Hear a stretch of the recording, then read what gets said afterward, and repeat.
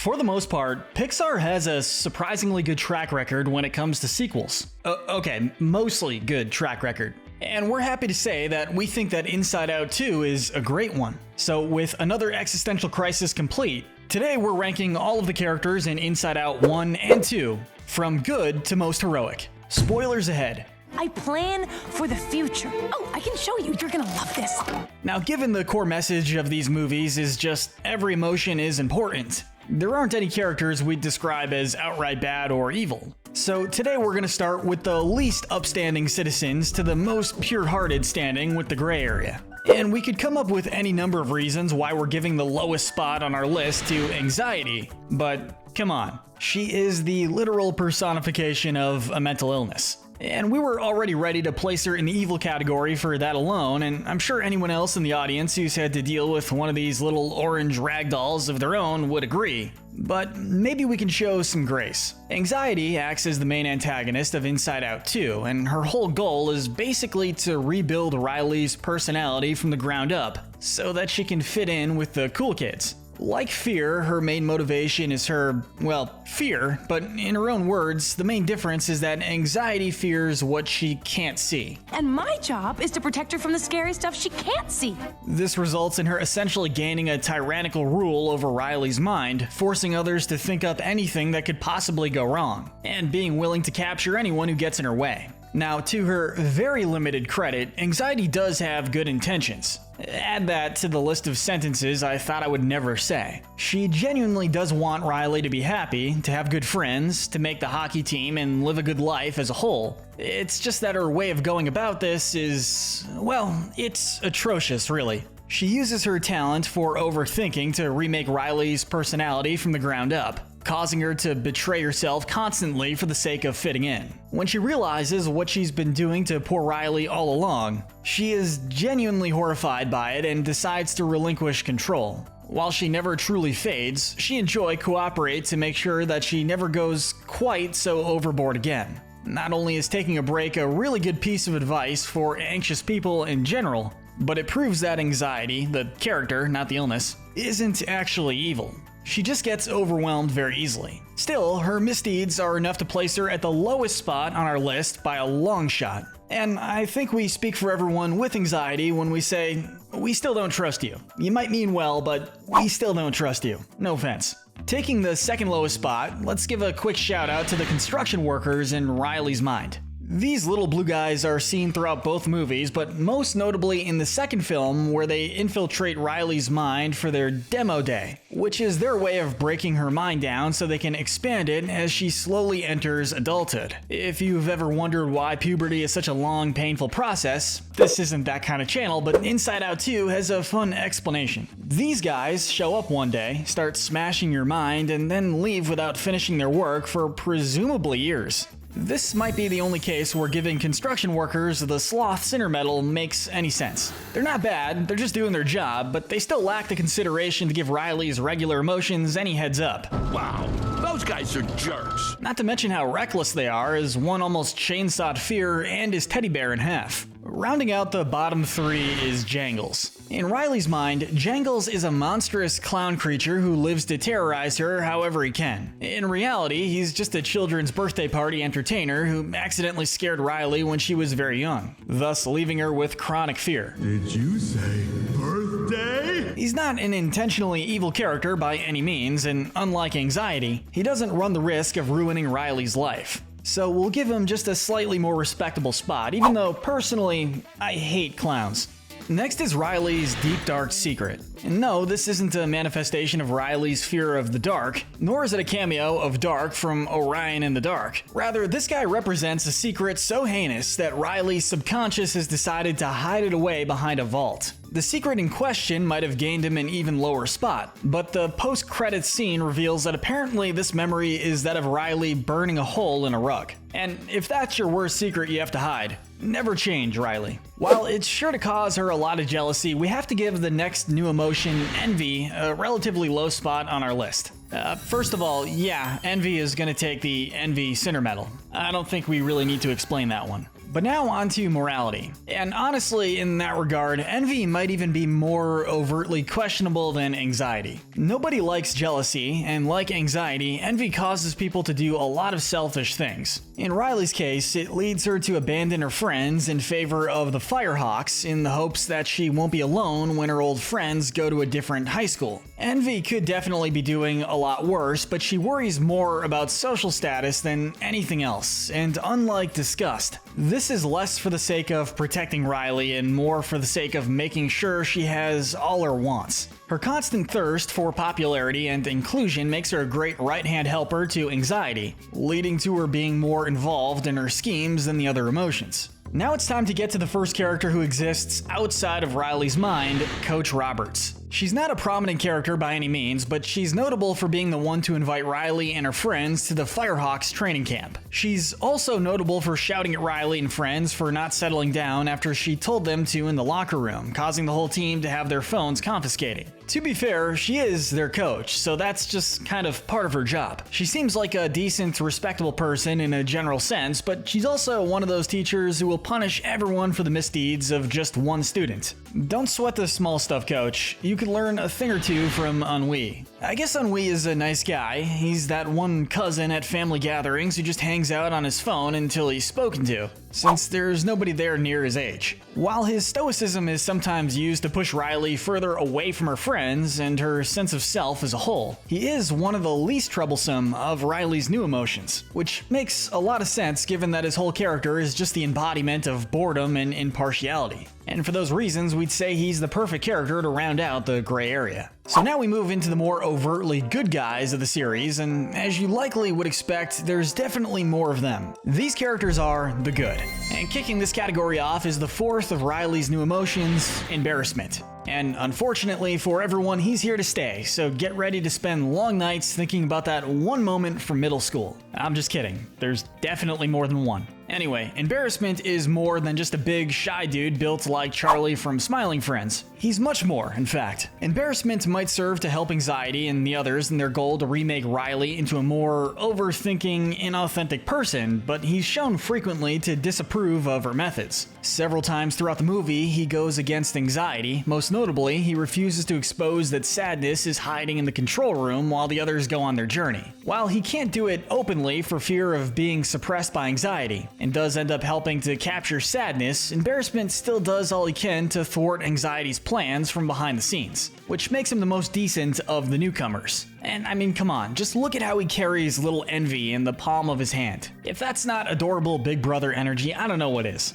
But enough of the rookies, where would we be without the OGs like disgust? One of Riley's original 5 emotions, disgust functions the most similarly to fear by keeping Riley from doing things that are dangerous to her. Except those things are less overtly dangerous, and more so things that would make her feel unhappy or unsafe. We've got a stairway coming up. For instance, she'll keep Riley from putting on someone else's mouth guard, or at least from keeping it on. The reason we rank her as the lowest of Riley's original emotions is a role in Riley making her first friend. Her hesitation to help Grace due to her being a social outcast shows a bit of an ego on her, but she does earn points for being a sympathetic friend to the other emotions and placing Riley's well-being above all else at the end of the day. It might be a surprise seeing him this high up, but Anger gets to show off a lot more of his good side in the sequel. Don't get the wrong idea, he's still the same short-tempered little red box we all know and love. His outbursts and occasional use of force are enough to give him the Wrath Center medal as expected, but when Joy starts to get stressed out during the search for Riley's old self, it's surprisingly Anger to calm her down and encourage her not to give up. He also proves himself to be surprisingly resourceful and creative. Can somebody pinch me? Thank you! When the forklift Joy is trying to use won't work, Anger comes up with the idea to use a giant vacuum in reverse to propel them up the wall they're trying to climb. And later on, he calls on the legendary Pouchy to help them out of a bind. But speaking of Pouchy, believe it or not, he's kind of the main reason Anger isn't any higher. I know you were in a rush, man, but how do I put this delicately? You know how you shoved your entire fist into a person's mouth to try and dig out helpful items for your adventure? That's assault, brother. Thankfully, they seem to have made amends by the end of the movie, showing that as angry as Anger is, he's willing to bury the hatchet with the people he's wronged. Moving on to anxiety's less intense, more helpful counterpart, fear. Fear's fatal flaw is pretty obvious. He's admittedly kind of a coward at times due to his fears, which are many. Rather than being a chronic overthinker like anxiety though, he's focused on things that are concrete and overtly dangerous. Oh, I'm so jumpy, my nerves are shot. Ew, I don't want to hear about your nerves. Meaning that he's much more consistently effective at protecting Riley from pain and danger without the need to try and psychologically terrorize her with various hypotheticals. It's also worth noting that Fear is prepared for a disaster inside Riley's mind, like using a parachute he just happened to be wearing to keep the emotions from falling to their deaths. His paranoia is really his worst character trait, and even that's never intended to be a bad thing. Heck, it's usually not even detrimental to Riley or anything. Though in the sequel, he does say at one point that he believes he can fix anxiety, and while we're not sure that's a moral problem, there's definitely something to be said about that. I'm just not sure what. Side note, on the topic of the parachute thing, can emotions die in this universe? What happens if they do? Is it like a lobotomy or something? This is actually the Pixar world I have the most questions about. But for now, let's just finish answering the questions of who's got the best morals, with Joy landing just outside of our top 10. Joy was more or less the protagonist of the first film, and in a sense, also the antagonist. Her insistence on bottling sadness up and keeping her from affecting Riley in any way shows a bit of a control freak nature and a really condescending view of her friend. It's just like really the opposite of what we're going for here. A point of view that gives her the Pride Sinner Medal. Thankfully though, by the end of the movie, she learns to accept the fact that all of Riley's emotions have important roles to play in her life, and in the second movie, this lesson seems to have stuck. Joy is a lot nicer and more inclusive to sadness, allowing her just as many memories as anyone else. But this is where the new manifestation of Joy's toxic optimism comes into play. Her tendency to throw all of Riley's negative memories away into what is essentially a landfill, leaving her with a sense of perfectionism that makes way for anxiety. And I mean, wow, this movie is way too real. While, like in the first movie, Joy was nothing but well-intentioned here, she did end up affecting her mental state in a negative way. But when anxiety comes around to affect it in a much more negative way, Joy is the one to reach out to her and encourage her to let go. After the storm clears up, Joy reveals that she's become a sort of counselor to anxiety, keeping her from worrying about future events so that Riley can focus on enjoying the present moment. Joy has grown a lot since the first movie, and by her own admission in the second, it's easy for her to get overwhelmed by having to be positive all the time. By embracing sadness as a friend, it's almost like Joy has embraced her own negative emotions and is using them to help the others, which shows that she's not only worthy of being the unofficial captain of Riley's mind, but a much better friend than she was before. Still, we're gonna rank Sadness a bit higher. Sadness acts as the first movie's deuteragonist and teaches perhaps one of the greatest lessons in Pixar history. It's okay to feel sad sometimes. And okay it is indeed. Sadness, in a sense, is a much needed source of comfort to those around her. We see this in the first film when she comforts Bing Bong after his rocket is dumped by simply listening to him and giving him a hug when it's needed. And once Joy finally accepts that sadness is a part of life, she's able to do her work to help Riley feel sad for a bit so she can be happy afterwards. In the sequel, after Riley finds out that her friends are going to another high school, it's Sadness who allows her to get in a quick cry session so that she can move on with her day. Out of all the emotions, Sadness is the least aggressive, the least prideful, and at the same time is just as eager to help Riley as the others. But where would any of the emotions be without the girl they belong to, Riley Anderson? This hockey-loving, braces-wearing, anxiety-fueled teenager is back in action with even more screen time. And man, it was painful. Riley's desperation to fit in make her incredibly relatable to the audience. While we see that Riley is a sweet kid, from helping up fallen members of the other hockey team to being a caring person in general, we also see that she's not perfect. Her worst deed, and the one that pretty much lingers over the whole movie, is her tendency to flake on her friends for the sake of getting in good with Valentina Ortiz. She's willing to betray herself and her friendships for the sake of getting close with them, and this ultimately culminates in her knocking Grace down in a hockey-fueled rage.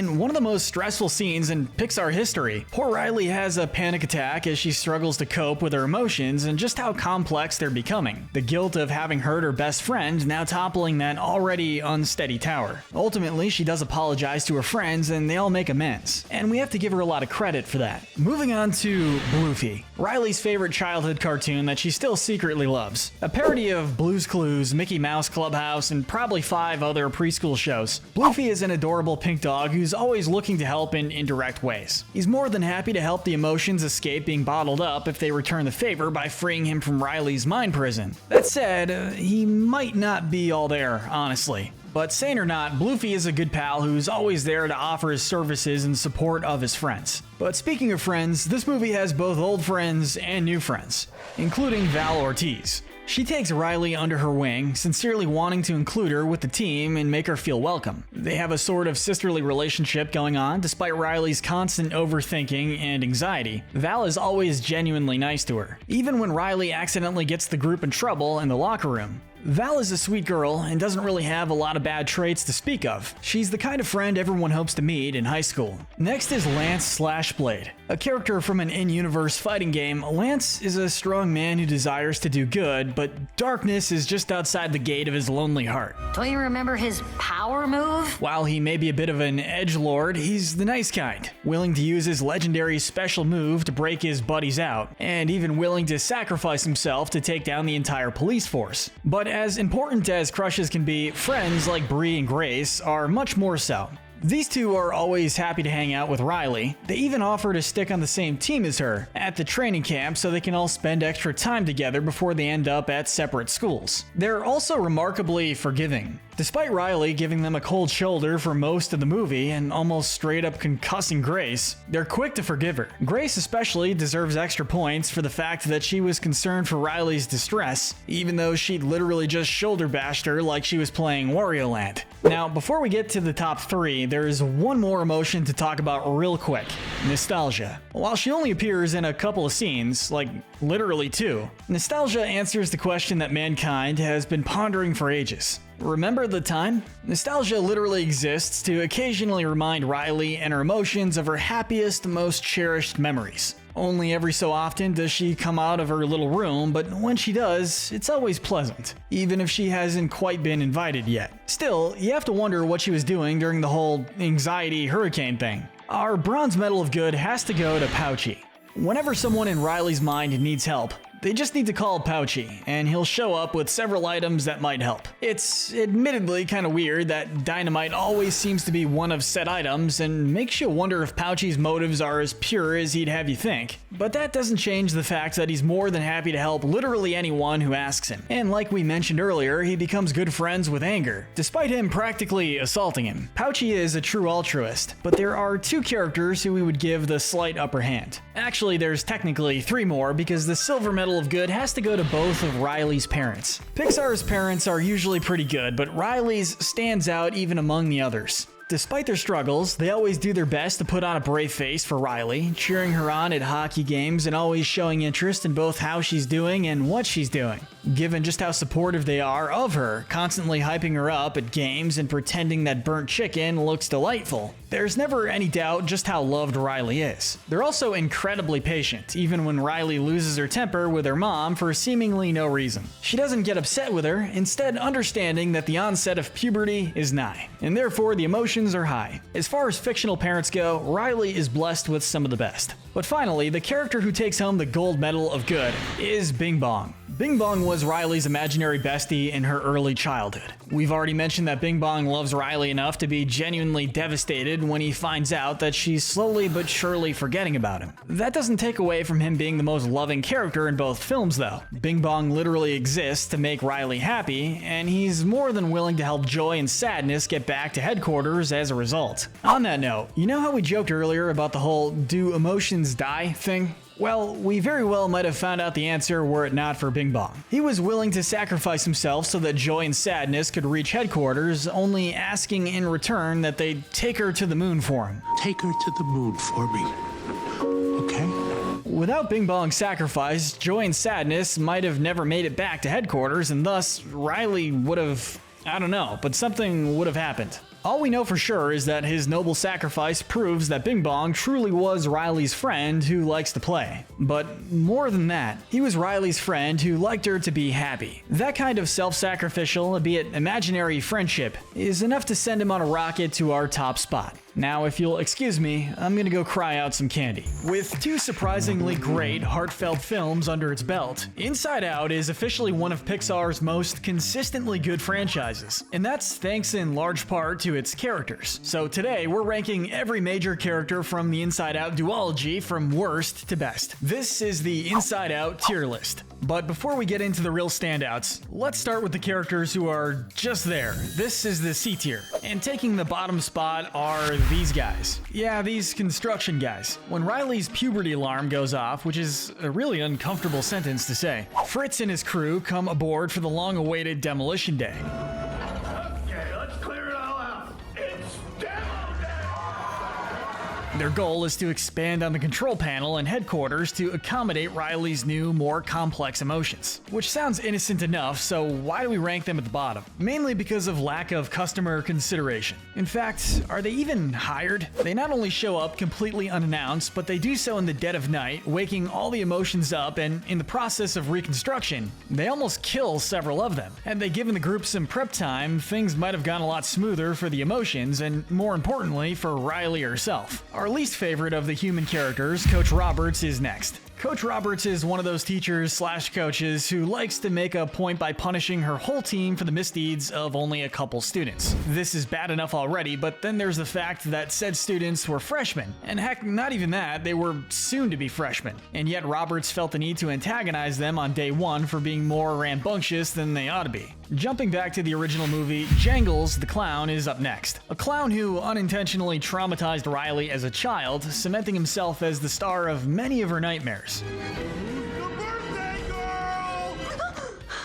He's actually a fun concept for an antagonist and lends himself to a pretty good chase sequence. It's just a shame that more isn't done with him. On a similar note, rounding out the C tier, we have a character who's probably okay with being buried beneath so many others. Deep Dark Secret is actually a really cool idea for a character in this universe. We all have those secrets that are so uncomfortable, so shameful that we feel the need to bury them in the deepest recesses of our mind. Whether it's an embarrassing mistake in a social setting or that thing you did last summer. You know what I'm talking about. Deep Dark Secret is the embodiment of that concept of bottled up secrets and has a ton of storytelling potential, which is exactly why he's in our bottom tier. Despite that potential, Deep Dark Secret is almost entirely absent from the bulk of the movie. He only appears in a single comedic scene before the credits roll, and while he's definitely intriguing, he's overshadowed by Bluefy and Lance, both of whom are a lot funnier and won't have you wondering what their backstory is for the rest of the movie. But let's move on from the dark stuff and to the more likable faces in the franchise. This is the B tier. And if you're already missing the C tier characters, then nostalgia might just be for you. Like Deep Dark Secret, she appears quite sparingly throughout the movie. In fact, she only appears in 2 scenes, and neither of them have her in a prominent role. Those were the days. While she has an endearing design and voice, and it's always nice to see her, you could probably remove her from the film and it wouldn't really change a thing. Still, she doesn't do much, but she also doesn't overstay her welcome. And if you still think she should be ranked higher, look on the bright side. You can nostalgically reminisce on the time we talked about her as we go further down our list. With that said, let's move from an old friend to a new friend, Bree. She's one of Riley's new friends and seems to have a similar tendency to overthink things. When Riley's own disgust realizes that she's hiding something, Bree's disgust retaliates by realizing that Riley realizes that she's hiding something. That kind of intuition is pretty impressive, and while she doesn't do all that much throughout the movie, she's still a sweet character and a good friend.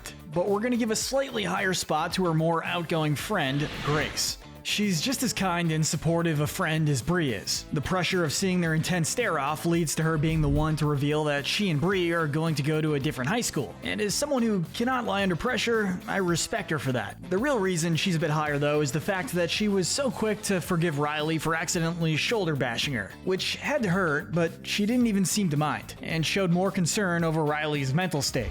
We may not all deserve friends like that, but we definitely need them. But while those two are awesome friends, and by their own admission will be forever, Valentina Ortiz is a surprisingly wholesome addition to Riley's inner circle. And seriously, watch the trailers because you would think that this girl would have some downside to her, like she would be a bad influence on Riley. But no, she's actually someone Riley looks up to and earns the reputation by being hardworking and friendly. Anxiety may have been convinced that she'd be high maintenance, but Val here is a shockingly pleasant character who takes on a sort of big sister role to Riley. Sometimes it's nice to have a character who surprises you with just how nice they are. But closing out the B tier, we have Riley's two biggest supporters, Riley's parents. Although we don't see much of these two individually, taken together, they're both genuinely doting parents to their daughter. They encourage all of her hobbies and passions, whether that's letting her cook dinner for the family or hyping her up for a hockey training camp. These two are just absolute gems, and what boosts them even higher is the fact that they don't show any frustration towards Riley for her teenage moodiness. A parenting trait that I'm sure many kids and former kids in the audience envy a bit. But now we move on to the most memorable characters. This is the A tier. Hopefully our starting character, Envy, won't be jealous of the people in the S tier. Out of all the new characters, she might have the cutest new design, which is a frizzy-haired light bulb looking thing. While envy isn't the first emotion we'd think of, she makes a ton of sense to include in Riley's teen years. Seeing others you want to be like is one of the greatest motivators of high school life, after all. This leads to Envy being one of the movie's most self-absorbed characters, always wanting more of anything and everything she can get her little hands on, whether that's social status or core memories. As much as we'd love to place her higher though, honestly, we feel like there could have been more here. Like, when I think envy, especially in teenage years, I think of the most absolutely toxic jealousy you've ever had. Jealousy over romantic partners, new cars, new phones, new whatever you want, etc. Envy is a fun character, but she doesn't really play much into the negative aspects of her namesake, which makes her one of the less memorable new additions. Next up we have Inui, the flat-faced Frenchman known for his lack of being interested in pretty much anything. This guy is definitely the most on-the-nose addition to Riley's emotional roster. Everything from his design to his use of an app to control the console that's literally 10 feet away from him is the epitome of teen stereotypes. You gotta love the fact that he literally never shows any emotion other than sheer indifference unless he's separated from his phone. That's ennui. On what? Ennui. It's what you would call the boredom. Definitely a fun character, but we're certainly curious as to how he's going to fit in with the group as a whole. Like, is boredom really an emotion? And also, why is one of Riley's emotions French? Moving on from the newcomers, let's go to the first of the OG emotions, disgust. Like Envy, Disgust is a bit more snobby than her co-workers, and also like Envy, she isn't really the first emotion you would think of at the helm of somebody's mind. Regardless, Disgust does play a surprisingly crucial role. Like we mentioned earlier, we see her help Riley perceive that Bree is hiding information from her, showing that she's able to read deep into social cues and use the skill to help Riley make solid conclusions. This could have easily been a one-off joke about overthinking, but the crazy part is, she was right. By wordlessly pressing her for information, she managed to squeeze the truth out of Riley's friends. Gotta get our mouth guard, people! Fear. No, that's not ours. Disgust. Glad to have her on our team. Credit where it's due, Disgust is one of the smartest of Riley's emotions, and despite her being the embodiment of disgust itself, she's actually a pretty nice person, or emotion. In a very similar light, let's talk about our boy, Anger. This square-shaped Buck Cluck cosplayer has all the anger of a man driving to work 15 minutes late without any coffee. Hell hath no fury. Now, Anger might be a violent, rage-filled little guy, and this does lead to some concerning, albeit hilarious moments.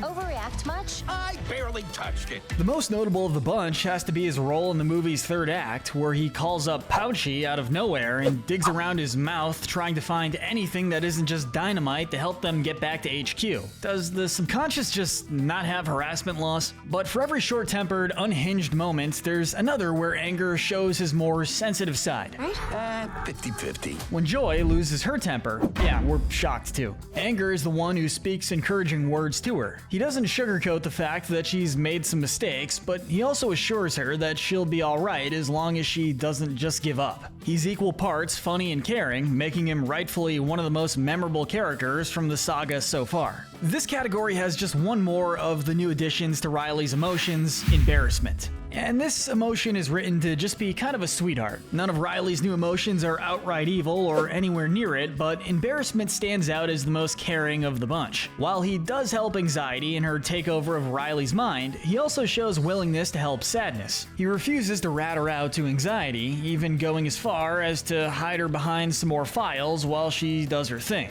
He does still use his size to act as the muscle of the group, but honestly, if anything, that just makes him more of a realistic, semi-antagonistic force. Just a soft-hearted goon who has a heart of gold. And we're gonna round out our A tier with one more emotion, fear. What do you get when you take a tall, skinny man, give him a ton of chronic fears and paranoia, and a certain charisma that the ladies can't resist? Of course, you get Luigi, but if you make him purple, you have fear. This guy's an absolute gem. While anxiety is obsessed with thinking of literally every single scenario that could happen, which does earn some of Fear's favor, admittedly, Fear himself is able to keep things more grounded. He's not the type of guy who will spend hours overthinking how, specifically, he should word the delivery instructions of his Uber Eats order, so as to not sound rude, but he's the type who will delete his card info after he orders so nobody steals it. Fear is totally dorky, but he's also unapologetically careful and practical. People with a lot of fears are the unsung heroes of society. Yeah, bringing a parachute everywhere you go, just in case, is silly, until you actually need it. But let's move on to the best of the best. These characters fall into the S tier.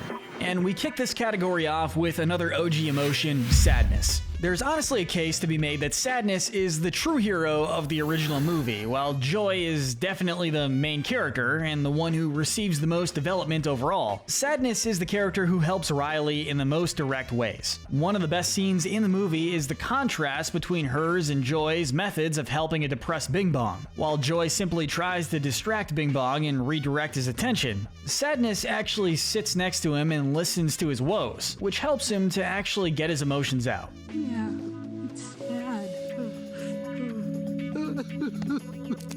Sadness deserves credit for giving that iconic, hey, maybe optimism isn't always a good thing message that kids and adults everywhere ought to remember. It's always great to have a protagonist who's upbeat and sweet, but it's just as important to emphasize that not being upbeat doesn't make you inherently less of a good or pleasant person. Okay. She's kinda like Eeyore. Yeah, she's a downer, but she's still a nice person who's able to be loved and included by her friends. And we all have darkness chipping away at our hearts sometimes. Take it from Lance/Blade.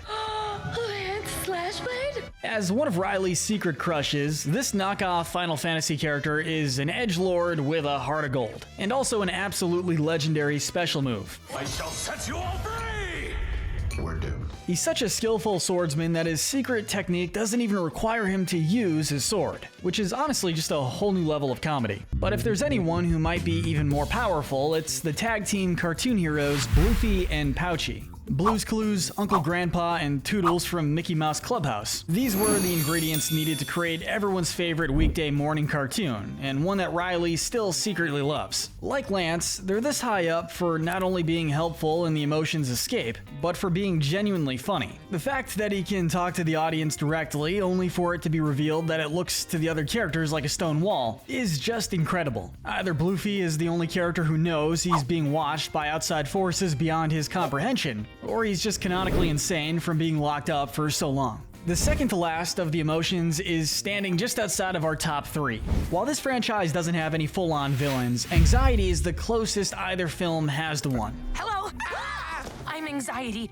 Where can I put my stuff? A new emotion. Sorry. We wanted to make such a good first impression. Most people that struggle with anxiety will likely agree that this hits a little too close to home. Anxiety, to differentiate herself from fear, is the manifestation of worry over hypothetical situations. While she means well and wants to protect Riley from unhappiness and isolation, she ultimately sabotages her by making her a paranoid, perfectionist people pleaser. To be honest, there was the slight worry that anxiety would be redeemed in the same way many not quite evil antagonists in Pixar and Disney movies are today, which would have been sort of an issue. But rather than acting like anxiety can be completely subdued or gotten rid of, which it often can't, the movie instead concludes with a message that Riley isn't perfect, nor does she need to be. While anxiety does badger her pretty often, the others ultimately work to manage her paranoia and help Riley to live in the moment, enjoying the present moment while worrying about the future. The bronze medal medal for Best Character has to go to the series' overall mascot, Joy. We love a good redemption arc, and if there's one thing we love even more, it's seeing the redemption of a character who was never really bad, but just greatly flawed. Joy was the first movie's answer to toxic positivity. Her insistence on controlling Riley and making sure she'd be as happy as can be was certainly well-intentioned, but shutting out sadness instead resulted in Riley bottling her negative emotions up. What are you doing? And there. Perfect. This is the circle of sadness. Which was harmful to her mental health. This character arc of Joy learning to accept and embrace sadness for who she is one of the most profound dynamics in any Pixar movie, and it leads to some of the most gut-wrenching moments in the studio's history. But what really elevates Joy so high up is the fact that her growth doesn't stop after the first movie. We see several scenes where Joy and Sadness get along well in the sequel, showing that there is mutual care and respect between them, despite their differences. But Joy's old flaws are still there, as she and the other emotions, to a lesser extent, basically throw away any memories that would keep Riley's sense of self from being imperfect, which backfires immensely when anxiety rears her ugly head.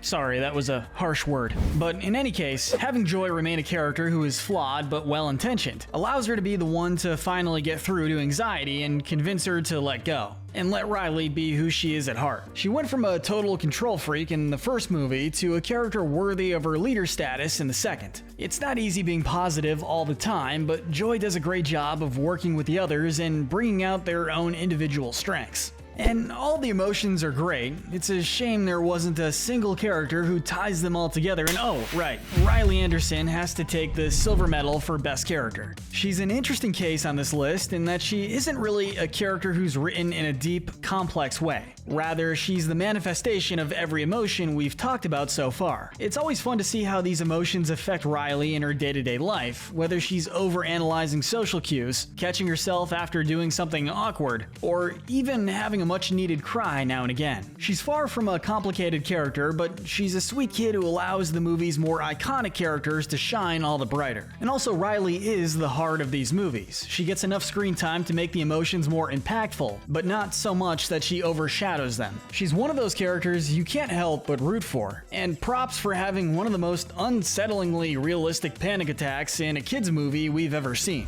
Finally, when it comes to Inside Out's greatest character, there's only one question that you need to ask to make a decision. Who's your friend who likes to play? That's right, Bing Bong is the best character in the Inside Out saga. And honestly, who else could it be? Sure, he's not as deeply written as Joy, or as crucial to the movie's core message as Riley, but Bing Bong is one of those characters who just manages to steal the show regardless. First off, his design. We've all had imaginary friends at some point when we were kids, but Bing Bong blows most of them out of the water. This is what peak character design looks like, and the charismatic voice performance by Richard Kind only makes it all the better. I was looking for diversion.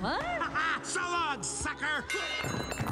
We've already given him the credit he deserves for sacrificing his existence for the sake of Riley's joy and sadness, but the real reason he's at the top of our list is that he's just too fun not to be.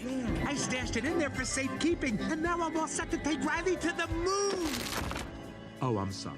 He can make you laugh, he can make you cry, and perhaps more so than anything else, he can make you say, "Aw." He's one of those characters who makes you remember the simpler times of being a little kid. Better fix that wall, or else you're in big trouble.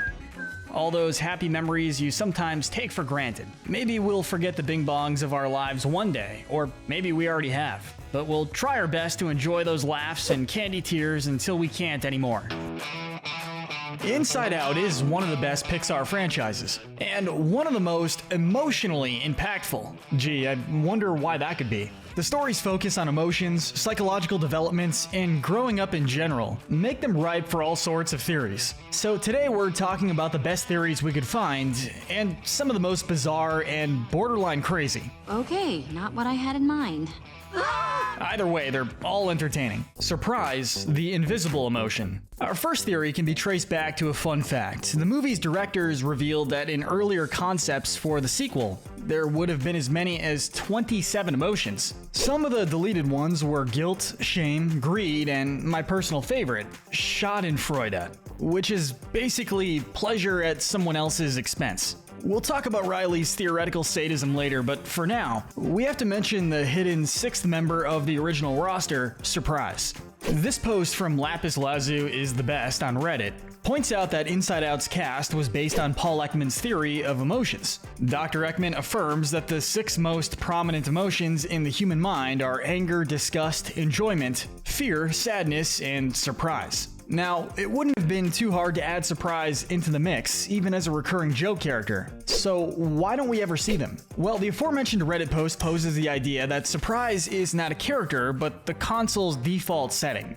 Their reasoning is that the purpose of Surprise is to alert us to new things, and one major purpose of the console is to show the emotions new things. There's a reason that the other emotions are able to experience surprise at both things Riley experiences, like talking to a boy, or things that happen inside her mind, like anxiety's arrival. To offer an alternate explanation though, let me theorize that Surprise is a character. They just happen to be an invisible one. If Surprise was a character in the movie, why would you be surprised to see them? Joy has to be there when Riley's happy, sadness has to be there when she's sad, so on and so forth. But if Surprise showed up when Riley was surprised, it would be all too predictable. Because whenever Riley shows any surprise, it wouldn't be a surprise when Surprise showed up. That's the explanation we'll go with for now anyway. I find it really impressive that the movie managed to make a character with no dialogue or character design so interesting. The hierarchy of emotions. The next one is a little more visible. You'll just need to make a little observation. Notice how the main emotion is different for Riley's parents than Riley herself. For instance, in her mom's mind, sadness seems to be in charge, whereas her father's leader is none other than anger. This has led fans to a lot, and I mean a lot of speculation about how the core emotions work. What? What is it, woman? What? Especially since Riley's dad doesn't seem particularly angry, nor does her mother seem particularly sad. So why are they in the lead, so to speak? Well, let's look closer. In both Riley's mother's and her father's minds, we see some curtains in the background, not too far off, almost as if to keep them away from the main console. They're in similar spots to Anxiety's relaxation space at the end of the sequel, which suggests that these curtained-off areas represent emotions that Riley's parents have learned to manage better. Our best guess then is that the core emotion is whichever one its user uses most prominently in decision-making. Think about it. Just because Riley's dad isn't constantly punching through drywall and screaming doesn't mean that he's not struggling with some deep-rooted anger issues. Nor does her mother doing stuff other than crying mean she doesn't struggle with depression. And it's not like these emotions don't have their good points. Sadness yields compassion, and anger yields protectiveness and a sense of justice. Similarly, joy yields an unapologetic search for happiness in life. I mean, Joy is the one who ultimately talks anxiety down at the end of the movie. Maybe if we ever get a third movie, we'll see more of how the mind works in this universe, but for right now, we've still got plenty to speculate about. Emotions and identity.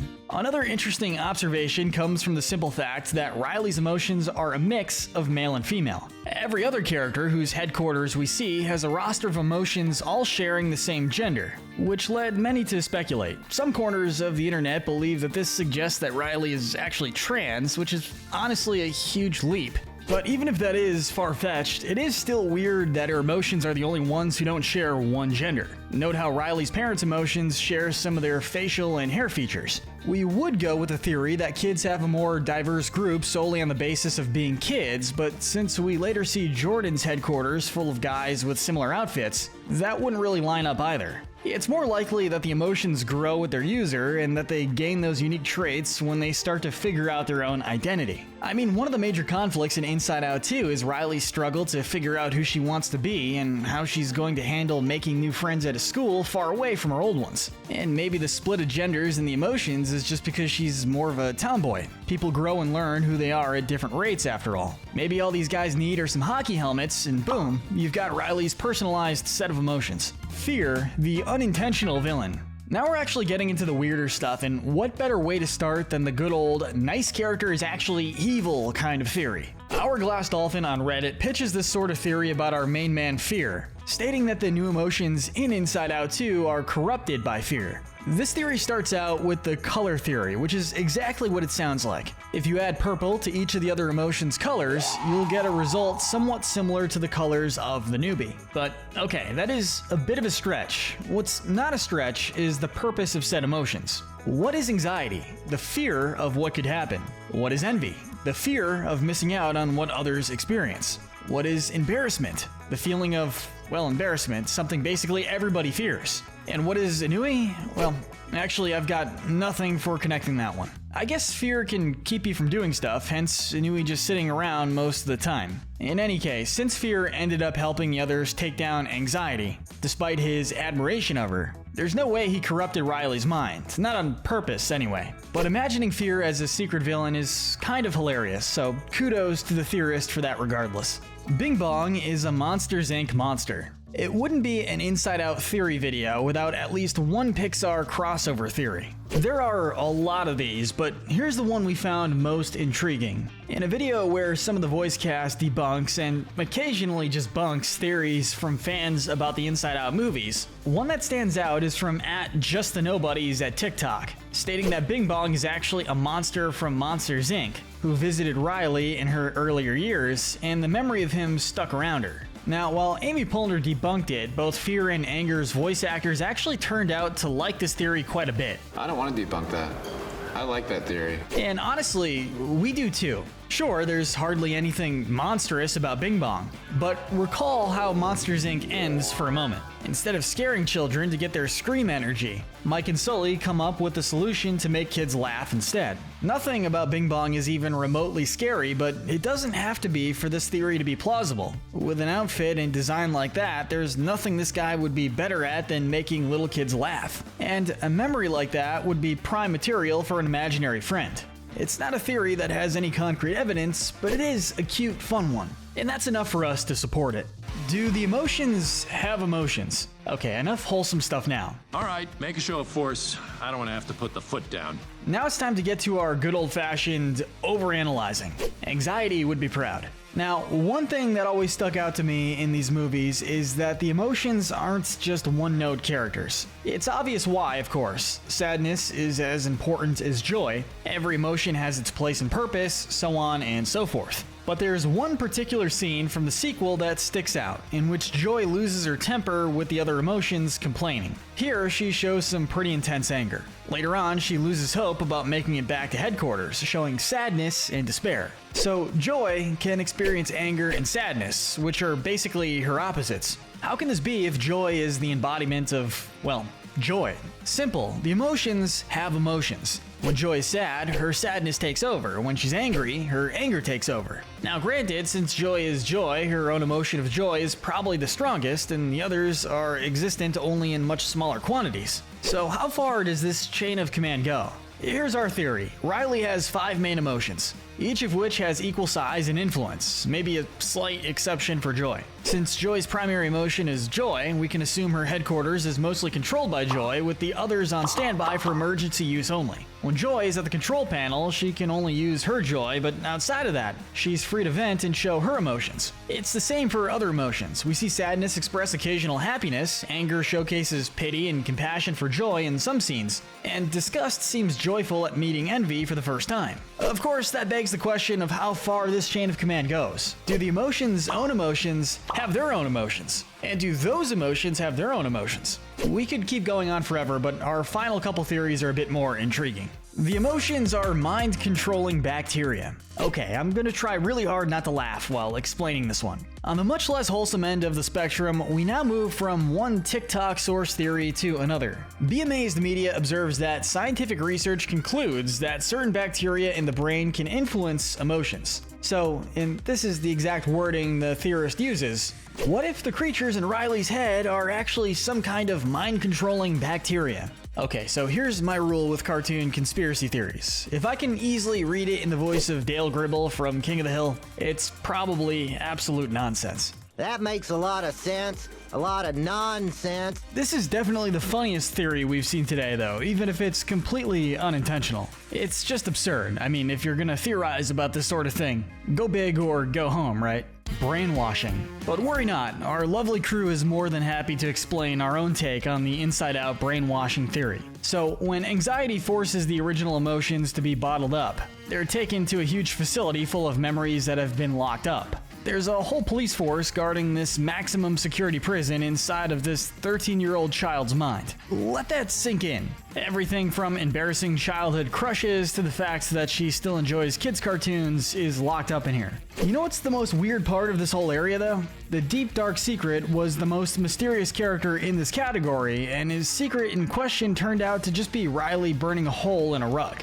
And that was just in one cell, so like how many of these deep dark secrets does Riley have? Sure, it could just be a fun joke, but could this deep dark secret just be one of many? Is he merely a decoy, a red herring of sorts to distract us from Riley's truly dark secrets? Yeah, it might be all coming together. Riley's emotions are all pretty generic looking compared to the others, which is more than likely a result of her being a kid who's still figuring herself out. But there's a remote possibility that it isn't all that simple. You see, every other character whose headquarters we see has emotions that look like an altered version of hers. In other words, every character's emotions are based on Riley's. Same faces, same colors, same body types, etc. And who are all the characters whose emotions we see? People connected to Riley. Friends, parents, even first crushes. Maybe the brain bacteria theory wasn't as crazy as we thought. I ask you this then, what if Riley is slowly trying to take over the world with her emotions? Think about it, Riley's parents' emotions just look like hers, but with mustaches or glasses or other accessories. The same goes for her friends' emotions. If the emotions are supposed to represent who the character is inside, then why are literally everyone's emotions but Riley's given some unique trait? Because Riley is using her mind control powers to influence the people around her. Her parents sympathize with her friends tell her the truth about switching schools, her crush has an internal breakdown at the mere sight of his first love. She's going to make every person's emotions look exactly like hers, so that one day there will be a hive mind of Rileys to bring about Rileygeddon, an event which will reshape the world to suit her own visions for it. Of course, this theory is probably just absurd nonsense, but maybe that's exactly what Riley wants us to think. One of the coolest details of the Inside Out movies is the fact that everyone seems to have their own emotional hierarchy in their headspaces. Riley's central emotion is joy, her mother's is sadness, and her dad's is anger. It makes you wonder, does everyone have their own central emotion in the real world too? That's right, this is going to be one of those real psychoanalytical wicked binge videos. Today we're deciphering what your favorite Inside Out 2 emotion says about you. Now let's start simple with the main character's head of headquarters, Joy.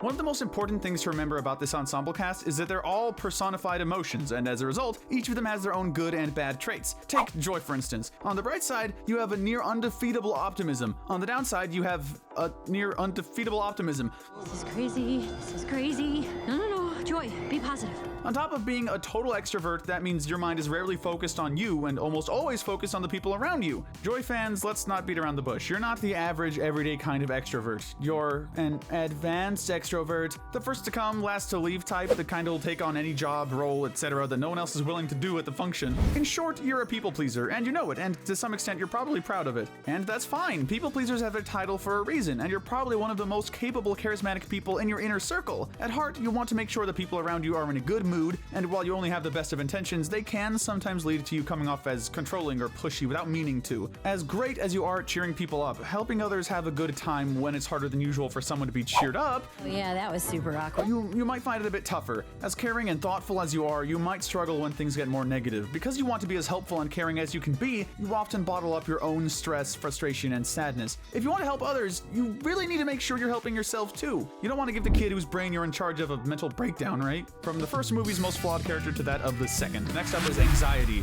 Anxiety is the main antagonist of My Life and also of Inside Out 2. Still waiting for those royalties. Like Joy, she's well-intentioned in that she wants to protect Riley from loneliness and disaster. Unlike Joy, however, she doesn't really end up doing any good, objectively. If Anxiety is your favorite, we can definitely guess that you've struggled with her namesake yourself. As a result, you found some catharsis in it being humanized while simultaneously not being downplayed too much. We could probably stop there and call it a day, but let's go further. Honestly, fans of Anxiety probably have pretty creative minds. I mean, the one scene where she's forcing a room of probably underpaid artists to draw up any horrible hypothetical scenario they can think of may have been a little unsettling, but it was still interesting. It's true to how Anxiety actually works, but it was a fun twist to make things easier to stomach. And that's good for you because, let's face it, humor is your main coping mechanism. A moment you're laughing about your problems is a moment you're not crying about them after all, and that's always a good thing. Just make sure you do take the time to cry about them when the need arises. You might be a chronic overthinker, but you're also also one of the most thoughtful and caring people around, and less than likely to try and foster paranoia in the mind of a child. You'd never know, though. Let's move from one mental health epidemic to another: sadness. In the first movie, we learned the valuable lesson that sadness has just as much of a crucial place in life as joy. Life is less black and white than a lot of people realize, after all, and if sadness is your favorite, then you're probably very attuned to that fact.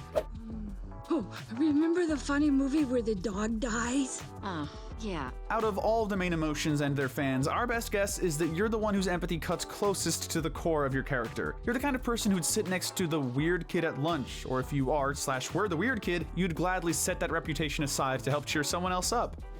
Really?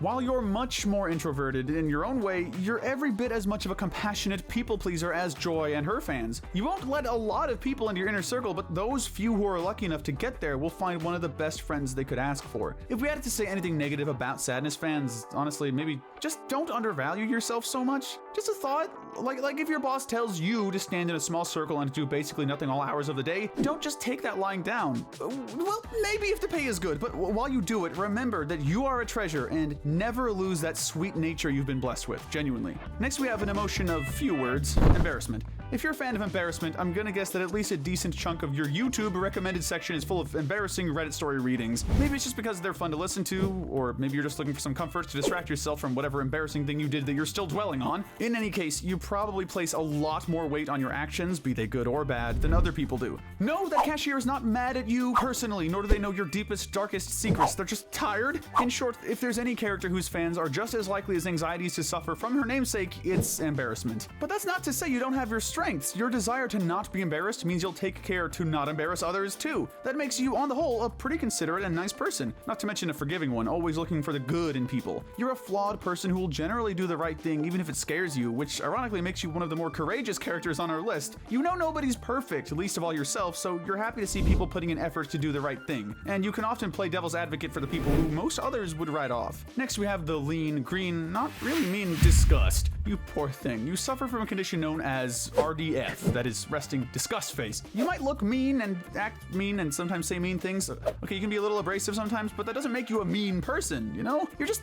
not afraid to speak your mind, even when it might hurt. For every time this might come across as insensitive, there's another where you simply say what needs to be said and what others might be a little too worried to say. You're not afraid to call friends or family out when they do something wrong, and if the favor is returned, you won't take it personally. You'd rather be told there's a problem than have your feelings spared, after all. But while most of your negative traits are probably just misunderstandings, you should be careful how you word things. Of course your tiny brain is confused. Guess I'll just have to dumb it down to your level. Sorry I don't speak moron as well as you, but let me try.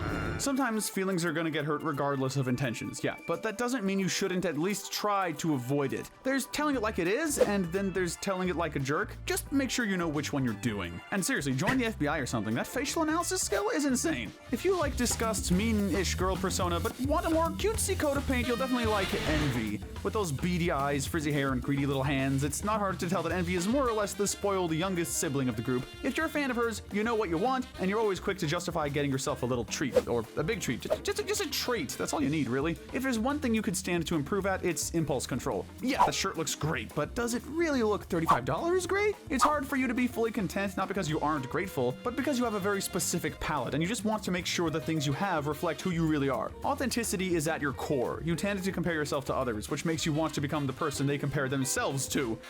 Ooh, look at your hair. But as accommodating as you are to your own needs, you're every bit as much to those of your friends. You'll be the first to encourage your friend to treat themselves to that thing they almost talked themselves out of buying because they're worth it. The simple fact is that you aren't just greedy or materialistic, you just want to be happy, and by extension, you want the people you love to be happy as well. You may not always be practical, but you're always encouraging, and people love having you around for that. Don't be afraid, Fear fans, your time is now, and we didn't forget about you. Okay, first things first, you're a Luigi fan. That doesn't have much to do with the rest of this segment, but it's so obvious that I had to mention it. Now on to more pressing matters. If you're a fan of Fear, you're a super practical kind of person. You're the mom friend of the group, basically. The one who's always bringing medicine, extra money, or even parachutes, just in case you and your party may need it. You're never one to be caught unprepared, which is good. That said, there are some times you might worry a little bit too much, and that can cause you to sit out and miss out on some fun activities with friends and family at times. What's more, your efforts to be careful and prepared might go unappreciated at times, especially when your concerns get in the way of others' plans, and this might honestly make you a bit unpopular in some scenarios. You're the kind of friend who might not be seen as a life of the party, but the kind who'll be more willing than anyone else to help out when the need arises. There's more to you than meets the eye, though. You might not be seen as a life of the party, but that doesn't mean you can't be. Yeah, I'm used to that one. If someone can't appreciate you and your somewhat overprotective self, maybe they're the ones who should be afraid of not getting to know how awesome you are under all those layers of paranoia. Okay, first things first. Apparently we've been misgendering Ennui this whole time. Sorry, girl, but thankfully this is Ennui we're talking about, so she probably doesn't care. Ennui.